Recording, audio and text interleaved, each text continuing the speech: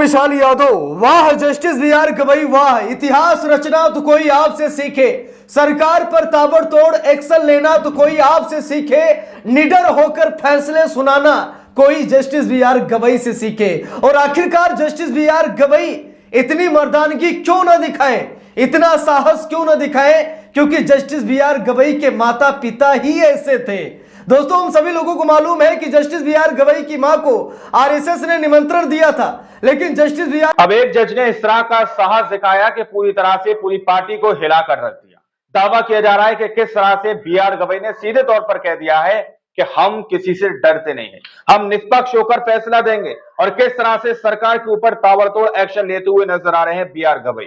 B R. Gavai ने सरकार को लेकर जो बड़ा फैसला सुनाया दोस्तों, दावा किया जा रहा है उसके बाद सत्ता के गलियारों के अंदर पूरी तरह से हड़कंप मचा हुआ है। जो तस्वीरें सामने निकल कर आई थी, मुझे नहीं लगता कि सत्ताधारी लोगों ने इस चीज की किसी भी तरह से कल्पना की होगी। CGI B R. गवई की तरफ से जो बयान दिया गया, उसके बाद से ये मान लीजिए जो मनमानी करने का रवैया सरकार ने अख्तियार किया हुआ था, वो पूरी तरह से क्लियर कर दिया गया कि बी.आर. गवई ने कह दिया कि अब ऐसा नहीं चलने वाला, ऐसा बिल्कुल नहीं चलेगा, क्योंकि मैं किसी पार्टी से नहीं डरता और ना ही मैं किसी पार्टी से पैसा लेता हूं।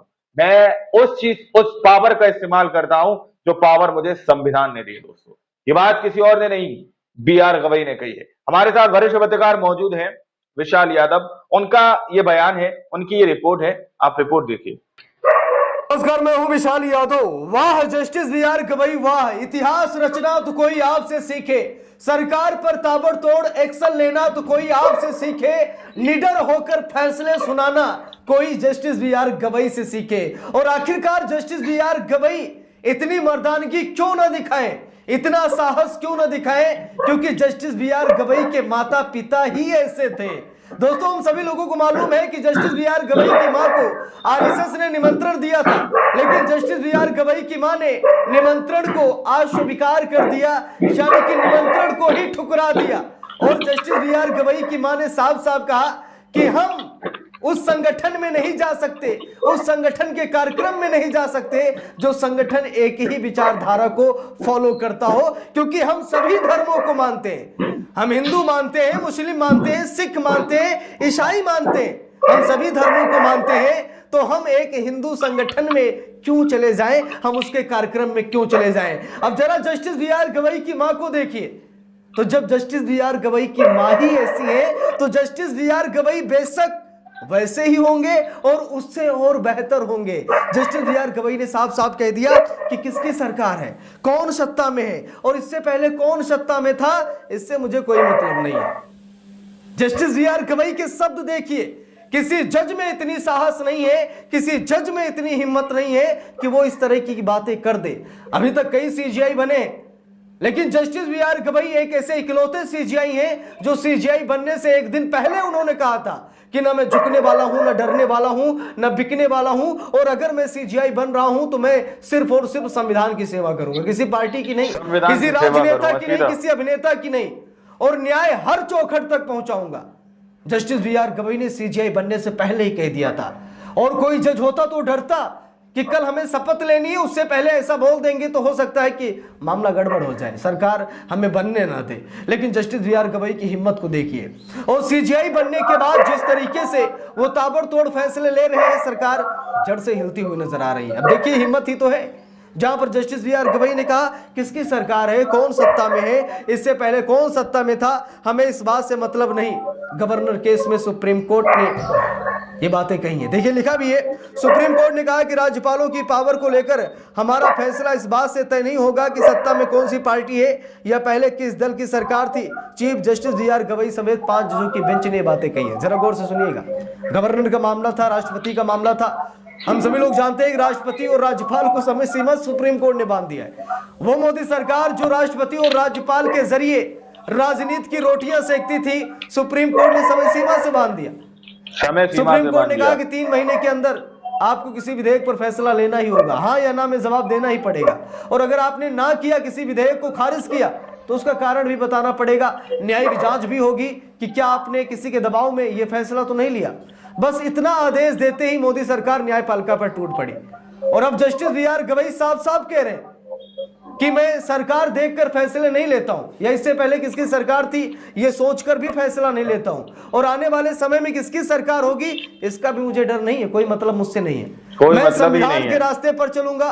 संविधान ने हमें जो ताकत दी है उस ताकत का भरपूर इस्तेमाल किया जाएगा। ये नहीं देखा जाएगा कि सत्ता में कौन है, इससे पहले कौन था या आगे कौन होगा, ये हम नहीं सोचते और ना ही इससे कोई हमें मतलब है।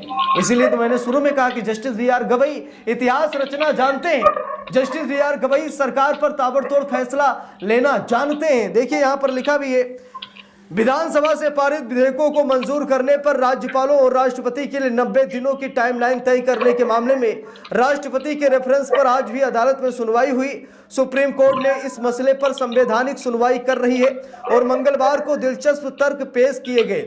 इस दौरान सुप्रीम कोर्ट ने कहा कि राज्यपालों की पावर को लेकर हमारा फैसला इस बात से तय नहीं होगा कि सत्ता में कौन सी पार्टी है या इससे पहले किस दल की सरकार थी। Chief justice BR. Gavai, justice Suryakant, justice Vikramnath समेत 5 जजों की बेंच ने कहा, हम अपना फैसला इस आधार पर तय नहीं करेंगे कि किस पार्टी की सरकार है या पहले कौन था।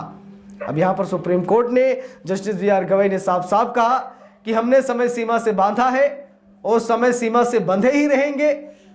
हम इस बात से मतलब नहीं रखते कि आप सत्ता में हैं या इससे पहले कौन सत्ता में था, हमें इस बात का डर भी नहीं है और कोई मतलब भी नहीं है, और हम इस बात पर अपना फैसला पलटेंगे भी नहीं कि आप सत्ता में हैं या सत्ता में रहेंगे, सत्ता में आएंगे, कुछ भी हो, हमें सरकार का डर नहीं है, हमें सरकार का खौफ नहीं है। हम डरकर फैसले नहीं लेते हैं और ना ही डरकर फैसले बदलते हैं। देखिए यहाँ पर लिखा भी है, दरअसल अदालत ने ये टिप्पणी तब की जब तमिलनाडु और केरल सरकार का प्रतिनिधित्व कर रहे अभिषेक मनु सिंघवी, सॉलिसिटर जनरल तुषार मेहता के बीच तीखी बहस होने लगी। दोनों ये बताने लगे कि कब कब किस राज्यपाल ने विधेयकों को रोका था। सिंघवी ने इस डिबेट के दौरान कहा कि मेरे पास तो चार्ट है कि कब कब तमिलनाडु और केरल के राज्यपालों ने विधेयक रोके थे। इस पर तुषार मेहता ने कहा कि इन विधेयकों पर पूरा मंथन किया गया था। इसके अलावा ये भी बताया गया कि कैसे अन्य राज्यों के विधेयक रोके गए थे। दोस्तों, मोदी सरकार की पैरवी कर रहे थे जनरल तुषार मेहता, और सॉलिसिटर जनरल तुषार मेहता ने कहा कि कब कब कितने विधेयक रोके गए इसका आंकड़ा हमारे पास है, और अधिकतर विधेयक पास ही कराए गए हैं, कुछ ही विधेयकों को रोका गया है।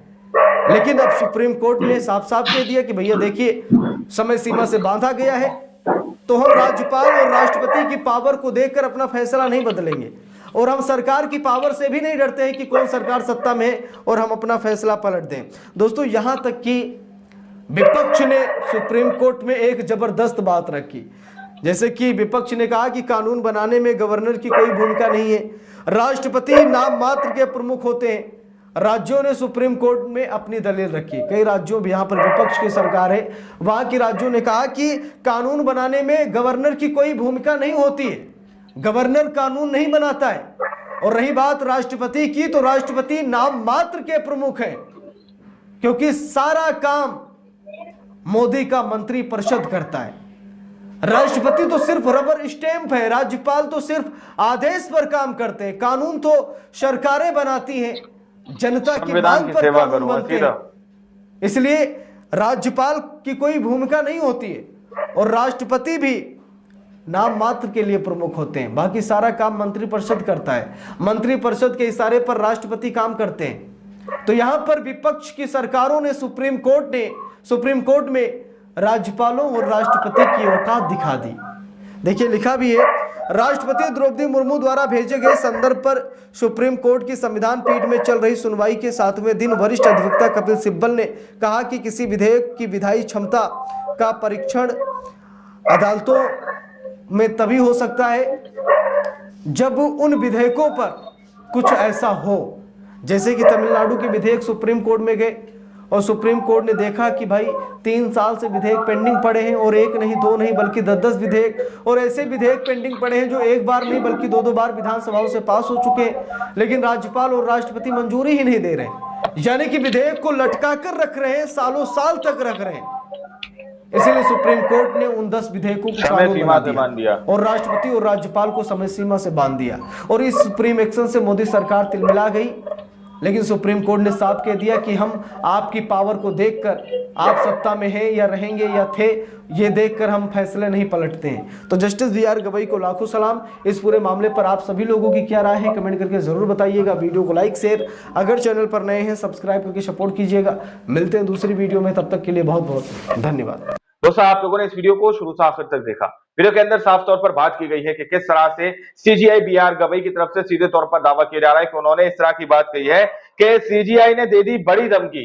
सीजीआई बी आर गवई ने सीधे तौर पर धमकी कह लीजिए, चेतावनी कह लीजिए, उन लोगों के लिए जो इलीगल काम करते हैं, उन लोगों के लिए सीधे तौर पर यह बात कह दी गई कि भाई हमें मतलब नहीं है कौन सी पार्टी है, या कौन सी पार्टी सत्ता के अंदर रही, या कौन सी पार्टी सत्ता के अंदर आने वाली है। हम इस बात को किसी भी तरह से अपने ज़हन गुमान के अंदर नहीं लाते। हम संविधान के तहत फैसला देंगे। हम संविधान ने हमें जो ताकत दी है, हम उसको मद्देनजर रखते हुए उसी तरीके से एक्शन लेंगे। दोस्तों, ये बात सीधे तौर पर बी आर गवई के लिए, बी आर गवई ने सीधे तौर पर कही है। विशाल यादव का यह दावा है। अब आप लोगों ने इस रिपोर्ट को देखा सुना, आप लोग इस रिपोर्ट के बारे में क्या सोचते हैं, क्या समझते हैं? क्योंकि हम तो चाहते हैं हमारे देश को इसी तरह के निष्पक्ष, जी हाँ, निष्पक्ष जो है जनता के सेवाकार मिले, निष्पक्ष जज मिले, निष्पक्ष वकील मिले और निष्पक्ष पुलिस मिले। दोस्तों, हम तो यही जो है पूरी तरह से उम्मीद करते हैं। बाकी आप लोगों ने इस रिपोर्ट को देखा सुना, आप लोग इस रिपोर्ट के बारे में क्या सोचते हैं, क्या समझते हैं? अपनी राय कमेंट सेक्शन में जरूर दीजिएगा। सच्ची बच्चों खबरें देखने के लिए चैनल को सब्सक्राइब कीजिए। मिलता है अगली वीडियो में, जब तक के लिए जय हिंद, जय भारत।